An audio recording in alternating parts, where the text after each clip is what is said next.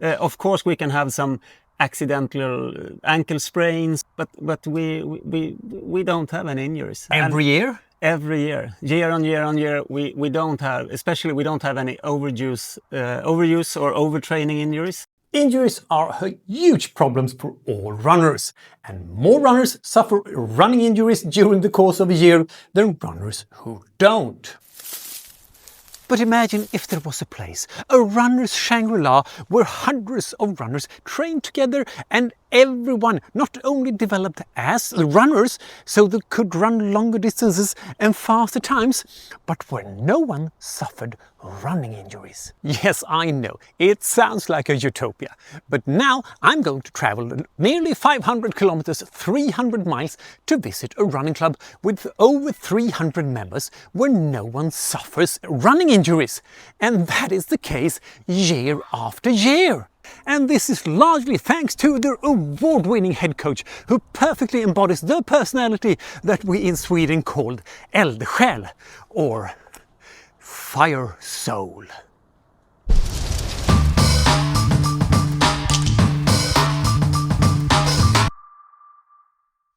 Most runners in most clubs have problems with injuries. How do you make the members injury-free then? Yes, I know. I know you want to hear the secret right away, but all good stories need to be told from the beginning. So stick with me now and let's head to Halmstad. A town on the Swedish west coast with about 100,000 inhabitants, and it's best known as the hometown of Roxette, the duo that sold about 75 to 80 million records with songs as It Must Have Been Love, Listen to Your Heart, The Look and Joyride, all of which reached the #1 on the US Billboard chart. Halmstad is also known for its long sandy beaches and yeah, that's about it. And this is Jonas Eklöf, co-founder and head coach at Team Fika Running Club. He also has a full-time job. He's a husband, father of 2, dog owner and a passionate ultra runner. Hi, my name is Jonas Eklöf. I'm the head coach of Team Fika Running Club. I'm 50 years old and I've just finished the trail run Oslo-Bergen. That's 500 kilometers and 16,000 meters of vertical. And in 2019, he co-founded Team Fika Running Club. I had a friend that worked in a coffee shop that already had a cycling club. And he was sort of thinking that maybe this coffee shop should host a running club as well. And we got talking together and decided to, let's try that. And we got the logo and the name from the owner of the coffee shop. And then we started running. I think the first session was roughly 20 Ks in mixed speeds. We were 5 participants. And what does fika mean?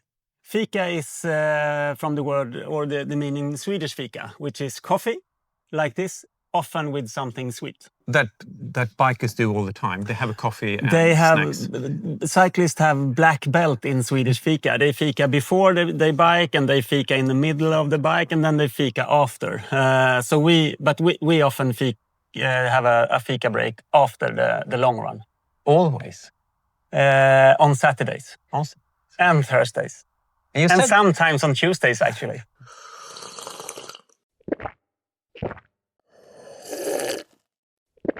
And you were 5 participants the first time, in 2019. And how many members do you have in the club now? We are over 300. Over 300 in this relatively small town. That's quite good, isn't it? Yeah, it's really, really, really good. Now, he is not just any runner who started running with friends and got lucky figuring out the best way to organize training for club members. On top of everything else, he is involved with the Swedish Athletic Federation, where he educates other running coaches. And his constant mantra is this science-based? You also, because your background, you also do work for the Swedish Athletic Federations, right? Yeah, the last couple of years I've started to work together with them, developing the trainings, both for running coaches or running leaders and for trainers working with runners. Okay, so you are the coach for the people who are going to be coaches, right? Oh, yes. And I actually do the the curriculum or the material or the trainings. Yeah, you have developed that. Oh, yes. Okay. A big problem when it comes to recreational runners is injuries, because a majority of runners have some kind of pain issues every year. How do you deal with that? How big is the injury rate in your club, for instance? Oh, it's actually almost zero. It's kind of zero. Yeah. Every year? Every year on year, we don't have, especially we don't have any overuse or overtraining injuries, even though the members sort of get better and better. But we don't have any injuries. Of course, we can have some accidental ankle sprains or muscle pull, for instance, but then we have an evidence-based way of taking care of that. So often they are back running the same week. How do you make the members injury-free then? We do a couple of things. For once, if we look at beginners, we have a special session for them every Tuesday. So when you start running with us, we always recommend to come at Tuesdays at 6 o'clock, and you will walk and run along a 3K route, and we will do some stops for some jumping and some strength training. Plyometrics? Sort of plyometrics, but not too much, just a little bit so they get sort of a feel of what's coming. And we tell them to, even if running becomes the best thing you have done in your entire life, stay in this group, the sort of find your way back to running group for at least 8, 10, maybe 12 weeks. Okay. Because we know that during the first 10 weeks of running, the risk is really high for running injuries, especially in beginners. But if one person was, I've done 3 weeks in this group now, I want to progress to go to the other groups, is that okay? Yeah, but we don't recommend it. And they sort of actually... So you say no, but in a nice way? Yes. You say, of course you can, but no? Yes. Okay. So we say yes, but no. Okay. Yeah, and try to make them understand that it's the biggest risk is in the first 10 weeks. So if you continue to do this, and then, of course, after 5, 6, 7 weeks, you can do the same session on your own, maybe on Thursday or Friday or during the weekend or something. Okay. But try to keep it the walking, running type of session. And then we gradually sort of recommend other sessions. So that's the way that we sort of shield beginners from injury. And the same thing applies to those who are not beginners, which is about 80% of those who join the club. So 4 out of 5 already run regularly when they join Team Fika Running Club, but they want to get more out of their training or have had injuries and want help with a structure that allows them to develop without getting injured again. So if we look at the broader spectrum and all the runners in our club, we of course tell them that the main thing is consistency. That's the way to get better at running. To be able to run week on week on week on month on month on year on year on year, and then slowly increase the mileage. So try to run as many kilometers as you can, but don't increase it too fast. And then, of course, somebody might think now, but don't you run fast? Yeah, of course we do intervals. Because you need to do intervals sometimes, and then we have sessions with evidence-based intervals just to make sure that the members get as much bang for the bucks as possible. Okay, what do you mean by evidence-based interval sessions? Intervals that through research has been shown to deliver increases in, for instance, VO2 max or in speed, for instance. Can you give an example? Norwegian intervals. 4 times 4 minutes at 90% of your heart rate, or as we say to the new runners that maybe don't have a watch or don't know their maximum heart rate, we say that during 4 minutes you shouldn't want to speak. And then during the running rest, in the end of those 3 minutes, you should feel the need or feel that you want to start to speak again. Okay. And then it's time for the next 4 And the minutes. rest is how long? 3 minutes. 3 minutes. Yeah. So it's 4 minutes kind of hard. Yes. And 3 minutes rest, Yeah. but running, no walking. But running. No, very slow running, because you need to get the heart rate down to like 70%. And then you can see that you get a measurable effect for like 0.5% of increased VO2 max. Yeah. Any other kinds of intervals you do? Yeah, we actually have 4 different types of intervals. Okay. So we do downhill running, for instance, Yeah. because that's a really good way to harden your quads for that last bit of the half marathon or 10K or the last 10Ks of a marathon, for instance. We do stairs going uphill. It's a little bit more strength-based, but the stairs is quite long, so you still get the interval. You get over 20 seconds of pretty hard running. Yeah. And then we do Danish intervals. It's like 3 times 5 minutes, and during those 5 minutes you go in different speeds. Okay. It's increasing speeds. Yeah. You start slower, you go faster, and then you go really fast. Yeah. 30 seconds really slow, 20 seconds a bit faster, and 10 seconds almost all out. Okay. But you don't and no need to- rest and just keep going for And 5 then, minutes. Yeah, 5 minutes. Same thing here as with the beginners. Coaches keep close eye on things and usually check in with new members before and after the sessions. If the coaches notice that someone is struggling to complete a session, they talk to them and persuade them to participate in the right session in terms of distance and pace, and not to move forward too quickly. And if you don't like being told which session you get to attend, you can of course join another club and get as many injuries as you want. That is me saying that, that is not Jonas. But if you want to get good at running, there is one factor that is more important than all the others. That is that you actually run, and you can only run if you're not injured. Continuity is the key to success. Another thing that not all clubs for recreational runners have is coaches who are adequately educated. You're the head coach of the club, but you have a lot of coaches as well. Yeah. What kind of training do those coaches have?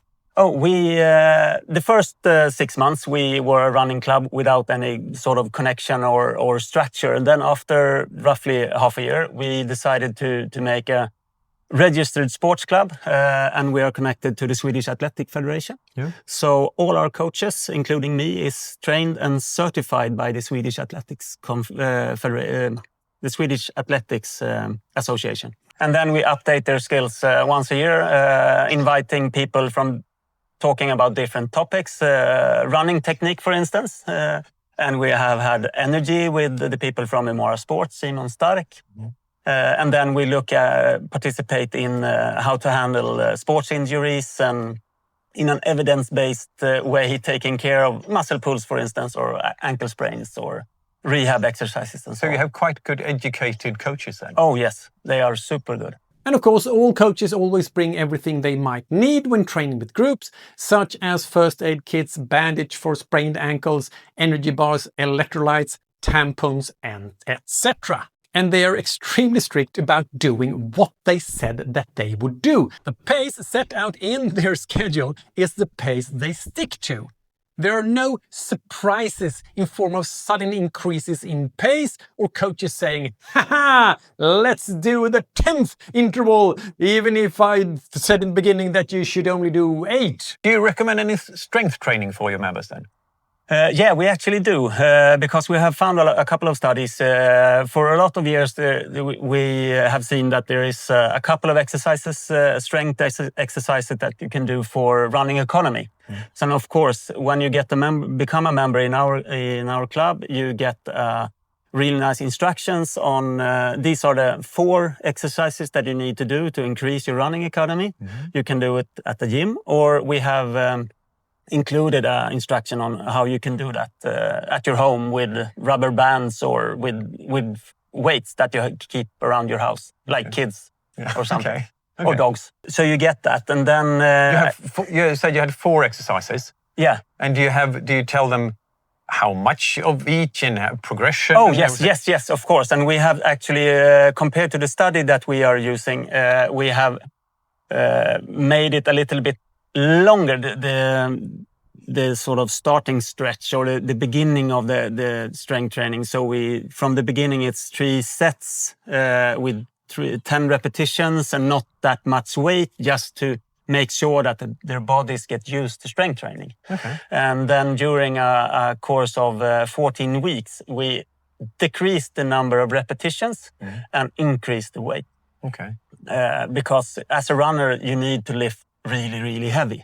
But you can't start by lifting heavy. You need to sort of make sure that the body gets time to adapt. And we are in no rush, so we don't have to do it in 6 weeks or 8 weeks. We can do it in 12 or 14 or 16 weeks. Just to make sure that we don't injure our members. So the members get the schedule. This is the 16 or 17 weeks or whatever with the progression. And 4 exercises. And then you have to tell them, what are the 4 exercises then? Oh, yes. Yes, of course. Yes, of course. It's for your hip flexors. You have a weight around your ankle and lift, or a cable at the gym. You do some trainings for your quads, and that's sort of a half squat. But if you look it up, you see that all the professional runners do that.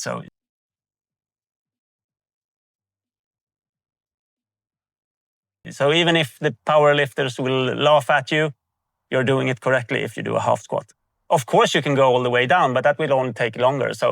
And there's no need. And then you, of course, need to train your calves, your calf muscles, doing standing calf raises. And then we do one-legged leg press. And then that exercise you actually do all the way down and all the way up with one leg at a time. So the leg press, half squat, calf strength, and hip flexors. Yeah. And that's it. That's it. Doesn't this get boring with 4 exercises and 4 interval sessions and nothing else? I mean, we do different intervals, and that's actually just to make it a bit more fun. But I sometimes I say that regarding my own training and some of the members, we train in a boring way and we compete in a boring way, but we actually love the results. The results, you love the results. Oh, yes, and this is what you have to do. Take your time, increase the volume, don't get injured. Consistency. And do this 4 exercises we know from studies, scientifically, these are good for you. And that's all you need to do. And the fun part is not the extreme variation and you do different things. The fun part is the result. Yeah. And what do the results? Do people actually improve in the club then? Start to run faster? Oh, yes, they do. And it's so funny because the people that advocate for our way to train a lot now is the people that didn't believe that this actually would work from the beginning. But then after 6 to 8 months, when during the winter, fall and winter, and then spring came and all the races came, and people realized that, okay, I ran this 10K race. My personal best is much better. And then I did a half marathon, and that was much better. So they really love the results. It's that easy to get over 300 members to develop their running year after year without injuries. Make sure there is a clear, long-term and well-thought-out plan for the training offered, and that it works for runners at all levels. Have educated coaches who ensures that members stick to the plan that they know is right for continuity and long-term performance and improvement.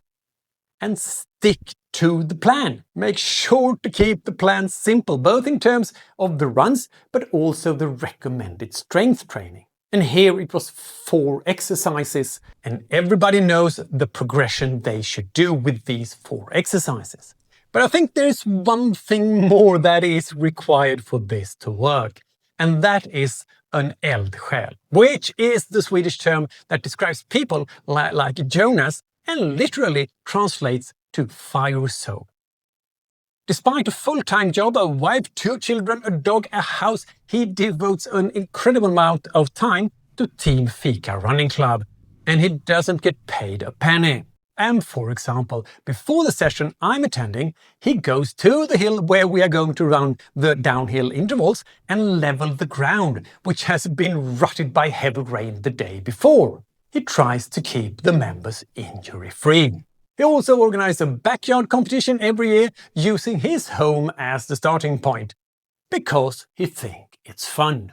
For Jonas' work with Team Fika Running Club, he was awarded the 2024 Swedish Runners Award presented by the Swedish Athletic Federation to, and I quote, "to a person or association that has made an outstanding contribution or has been of great importance to Swedish athletics. End of quote. So this video, which started out as a classic clickbait about the injury-free running club, which in itself is completely true and not a clickbait at all, has now become a tribute to Jonas and all you other passionate people, the fire souls out there, who are doing a fantastic job spreading the joy of running.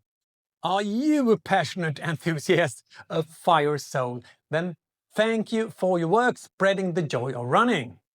And if you're not a fire soul, maybe you just haven't become one yet. But it's not too late. Get a group of friends together, run smart, and have fun. And don't forget to grab a snack afterwards. Fika. Can I move here and start join your club? Yeah. See you in another video.